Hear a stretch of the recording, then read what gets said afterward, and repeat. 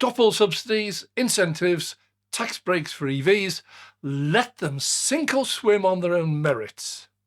How often do those who clearly don't want EVs chant this mantra? Thing is, I fully agree, but unfortunately, you're actually being totally hypocritical. Well, I'm Dave. This is Dave Takes It On. I am against subsidies and incentives. In all purchases, it usually makes you choose a product or service based purely on price and not what you actually might want. But in today's consumer world, we can't buy anything without promotion. Supermarket suppliers fight for and pay for product placement within a store so that their products are more prominent end of shelves, by the tills, etc. Often they'll include an offer or coloured price tags. They do this because we simply buy more if they do. They're not stupid, nor are they being altruistic. We'll talk about not being stupid. If you haven't subscribed, could you please do so? Well, manufacturers regularly offer incentives to promote their particular brand of products, but rarely are the subsidies, incentives and promotion applied to a whole industry.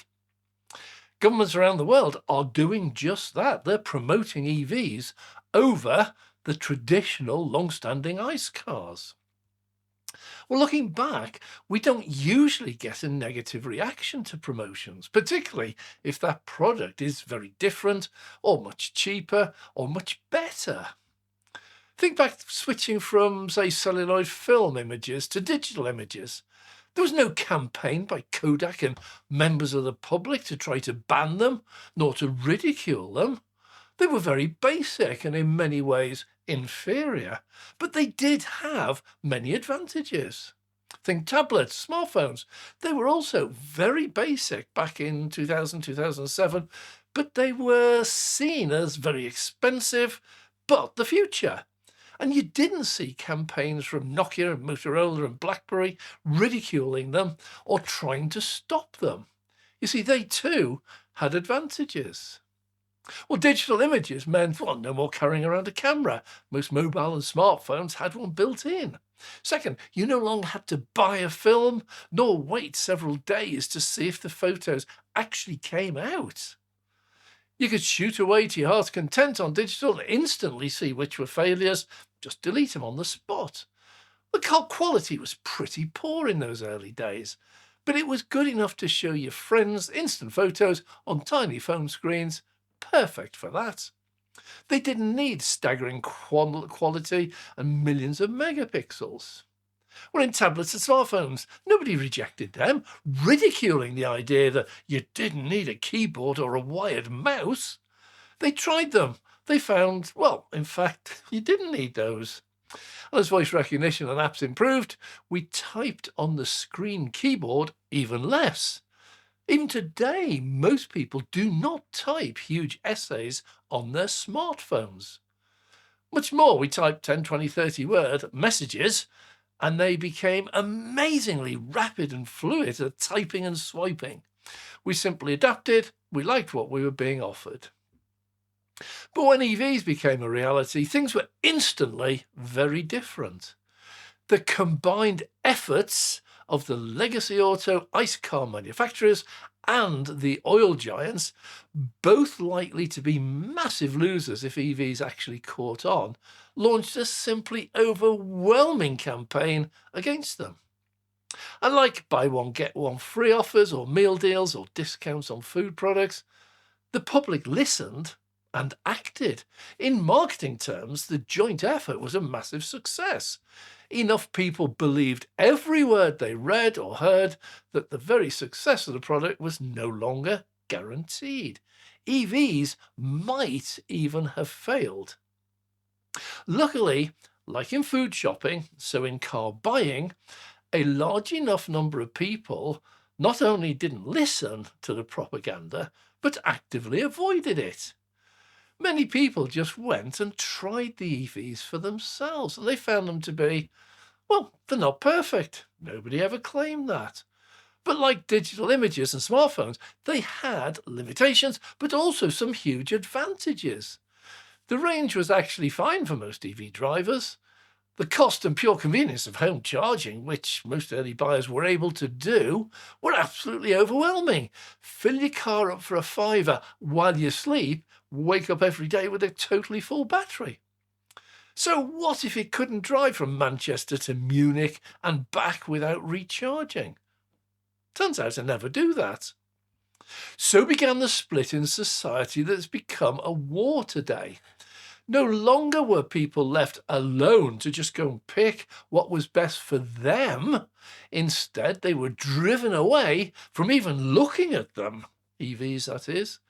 Members of the public became overnight EV experts and proceeded to spout loads of spurious facts, lies and myths and misconceptions to try and put us off.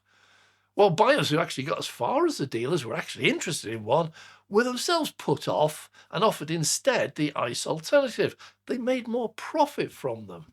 This is aversion therapy, and it actually worked. EVs are not perfect, nor is any one brand or model perfect. For most people, most EVs are a quite passable alternative, while for some, they're not suited at all.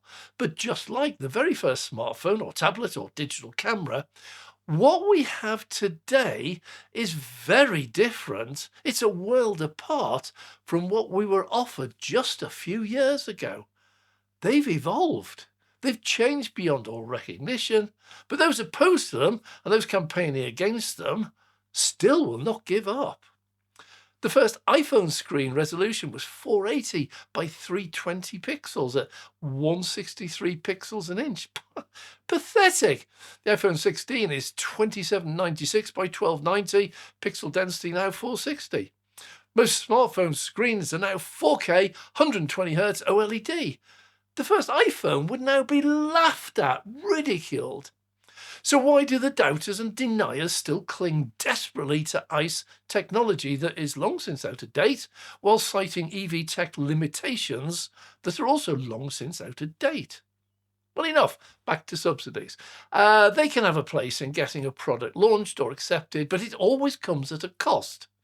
And the cost here with EV subsidies are themselves out of date, but actually fueling one of the negative aspects of EVs that the deniers spout in the first place. See, the traditional role model of the car buyer, any fuel, is to buy a new one every 2 or 3 years, and they'll trade up to the latest model or version to get loads of new things in it. Trouble is, that was never the actual situation. First, only about 2 million buy new cars each year in the UK, and for most of them, it's not their first new car. A small group, probably less than 250,000, are new first-time buyers. Most are, and always have been, company cars. Around 4 times as many people buy a used car through a dealer or trader, and an even larger number buy cheaper cars from friends, relatives, auctions, and online sites like Auto Trader. This idea that everyone buys a new car is ludicrous, but it's those that do who provide the stock for the massive used car industry when they trade those cars in. And it is here that subsidies are damaging to both the new and the used EV industry. Let's say there's a £10,000 subsidy to buy a new car, a new EV. And then in 2 or 3 years' time, when you trade your car in, the used car buyers who previously would have snapped up these low mileage 2 or 3 year old cars, well, they'll be able to buy a brand new one almost as cheap. If we put a figure on it, average price paid for a new car is about 30,000. So a 3-year-old car will have lost anything up to £15,000, according to those that know, not me, those that know, leasing companies. In this case, I'm using Lease Loco figures. So people who previously bought a good 2 or 3 year old used car will most likely now be able to buy new around about the same price. This directly affects the used value of the car you are trading in. To sell them, you will need to make them cheaper, and that increases the depreciation on all EVs downstream, making them far less attractive. If subsidies did not exist, the demand for those 2 to 3 year old cars, those EVs, would be very much higher, and the value of those cars would also be higher. Oh, by the way, Lease Loco, while I was doing a bit of research, states that the fastest depreciating cars today are all petrol and diesel. They have a short list, show it here, showing the slowest depreciating cars. That list includes Tesla Model 3. It's an EV. while they also have a list showing those that depreciate the most, and every single one purely ICE. These are facts, not fiction. Say what you want, come up with your own opinions. This is fact. So, subsidies and incentives can badly affect the overall market, and that is why I support zero subsidies and incentives. Let them stand on their own 2 feet, well, or 4 wheels. But that also applies to all of you zealots and protesters and idiots who are actively trying to stick to ICE cars by slagging off EVs. You need to stop doing that, and stop right now. Well, your ammunition's out of date, no longer true, no longer accurate, no longer relevant.